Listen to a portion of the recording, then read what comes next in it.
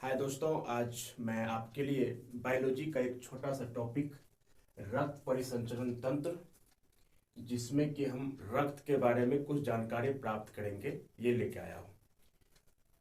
तो इसकी शुरुआत करते हैं। रक्त परिसंचरण तंत्र जो है, रुधिर या फिर रक्त, दूसरा हृदय और तीसरा रक्त वाहिनी से मिलकर रक्त परिसंचरण तंत्र का निर्माण होता है। तो इसमें सबसे पहले रुधिर है या फिर कहिए रक्त है, दूसरे शब्दों में इसको हम रक्त कहेंगे। तो हमें रक्त के बारे में थोड़ी बहुत जानकारी प्राप्त आज इस वीडियो में करनी है। रक्त किस प्रकार का होता है, क्या होता है, यह जानने का प्रयास हम अभी करेंगे। तो मैं इसे मिटा रहा हूं 2-3 नंबर को, और 1 नंबर पर हमारी बात होगी। रक्त जो है लाल रंग का गाढ़ा क्षारीय तरल पदार्थ होता है, तरल पदार्थ होता है। और रक्त का जो पीएच मान है वो 7.4 होता है। ये रक्त जो है हृदय एवं रक्त वाहिनी में प्रवाहित होता है, प्रवाहित होता है। मतलब ये आता जाता कहां पर है, तो हृदय और रक्त वाहिनी में।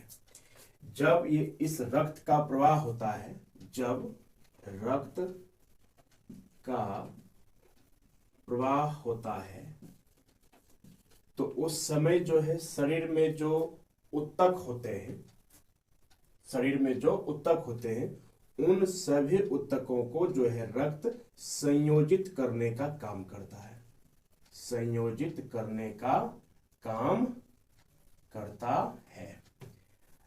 इसलिए रक्त का यहां पर एक नाम आता है, दूसरा नाम सरल संयोजी ऊतक। कौन सा नाम? सरल संयोजी ऊतक। तो यहां तक आप इस चीज को समझ गए होंगे। अब इसमें जो है रक्त की, अगर हम बात करें रक्त की संरचना की बात करें, तो 2 तरह की संरचना होती है। एक जो है वो है तरल भाग।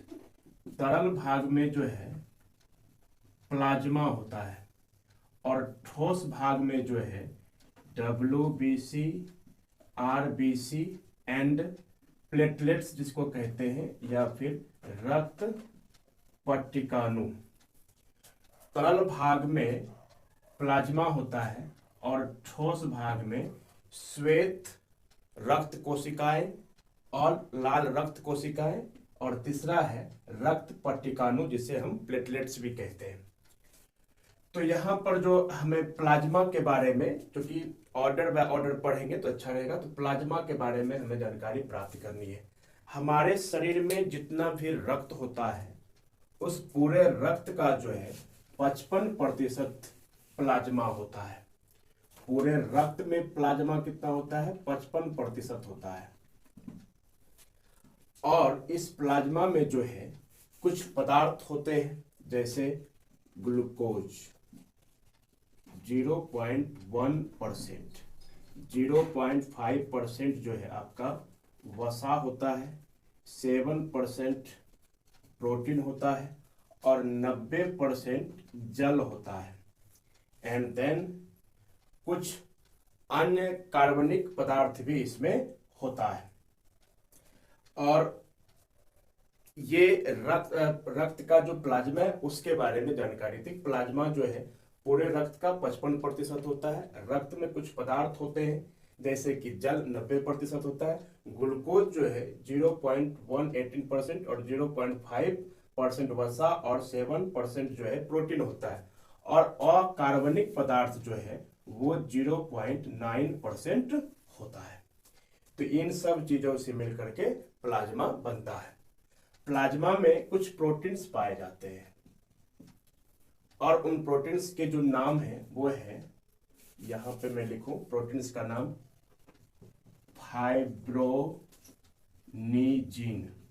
उसके बाद दूसरा जो प्रोटीन है वो है प्रोथ्रोबिन एंड तीसरा जो है हिपेरिन। तो ये जो प्लाज्मा में प्रोटीन पाया जाता है इसलिए प्लाज्मा को प्लाज्मा प्रोटीन भी कहा जाता है। हमसे पूछा जाएगा कि प्लाज्मा को प्लाज्मा प्रोटीन कब कहा जाता है, तो हम कहेंगे प्लाज्मा में 3 प्रोटीन्स पाए जाते हैं, फाइब्रिनोजिन, प्रोथ्रोबिन और हेपेरिन, इसलिए प्लाज्मा को प्लाज्मा प्रोटीन कहा जाता है। इसमें क्या होता है, फाइब्रिनोजिन जो है प्लाज्मा से अलग हो जाता है।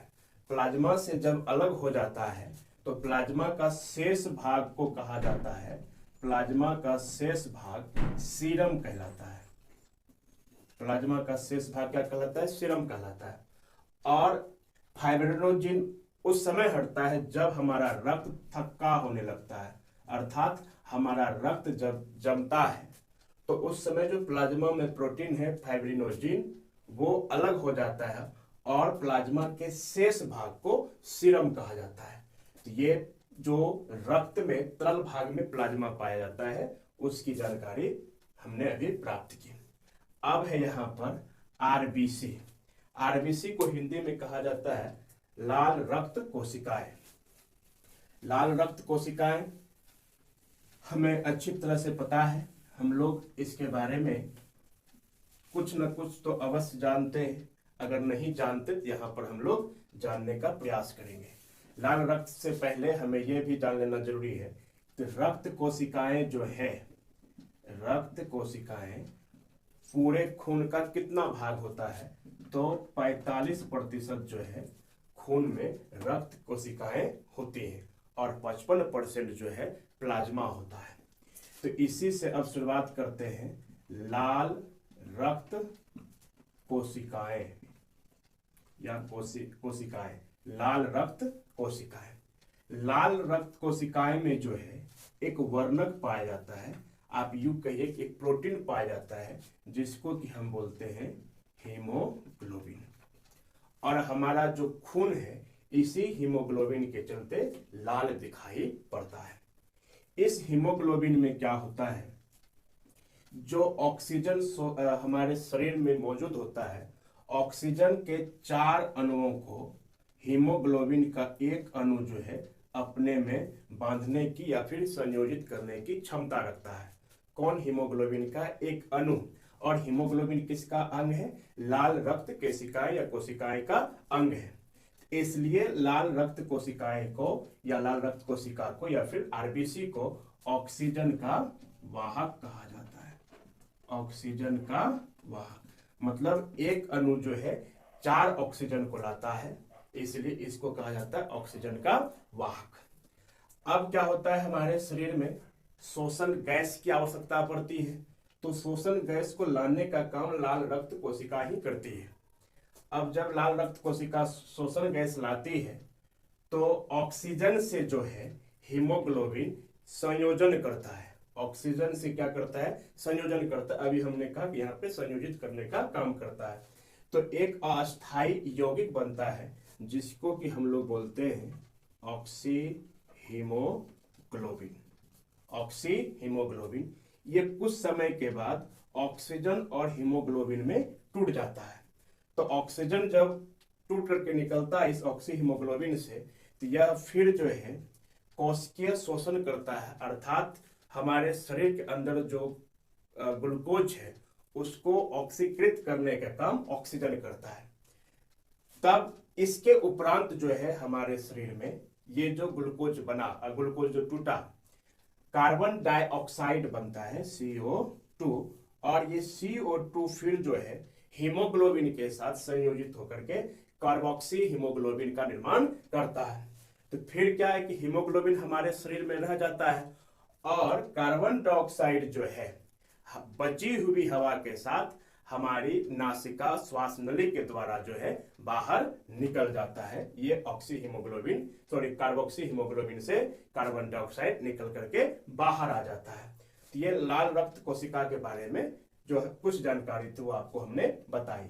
अब क्या है, लाल रक्त कोशिका में जो है, अगर मनुष्य की लाल रक्त कोशिका है या फिर मेमेलिया वर्ग के लाल रक्त कोशिका है, तो उसमें जो है न्यूक्लियस नहीं होता है। ये बात समझ में आ गई। लाल रक्त कोशिका में जो है न्यूक्लियस नहीं होता है। तो ये लाल रक्त कोशिका के बारे में जानकारी थी। अब हमें WBC के बारे में पढ़ना है। WBC अर्थात श्वेत रक्त कोशिका। श्वेत रक्त कोशिका का जो सीधा सा अगर आप समझने का प्रयास करेंगे, एक ऐसी कोशिका जो श्वेत हो, जो सफेद हो। अब प्रश्न ये उठता है कि वो सफेद क्यों होता है? वह सफेद इसलिए होती है क्योंकि उसमें हीमोग्लोबिन नहीं पाया जाता है।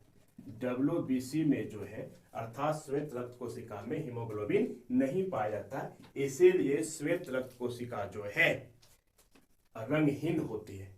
और क्या कहते हैं, लाल रक्त कोशिका में जो है, अगर मनुष्य की लाल रक्त कोशिका है या फिर मेमेलिया वर्ग के लाल रक्त कोशिका है, तो उसके रक्त में न्यूक्लियस नहीं पाया जाता है। लेकिन अगर WBC है, तो मनुष्य हो या फिर मेमेलिया वर्ग का कोई जंतु हो, तो इसकी कोशिका में जो है न्यूक्लियस पाया जाता है और RBC में न्यूक्लियस नहीं पाया जाता है।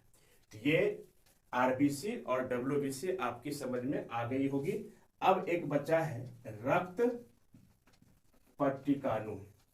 इसका एक छोटा सा काम है, यह रक्त को जो है थक्का करने में या फिर जमने में या जमाने में मदद करते हैं। तो रक्त परिसंचरण तंत्र में जो पहला बिंदु था रक्त, उसके बारे में हमें जानकारी मिल गई। अब आप हमको बताएंगे कि आपको कैसा लगा, समझ में आया या नहीं।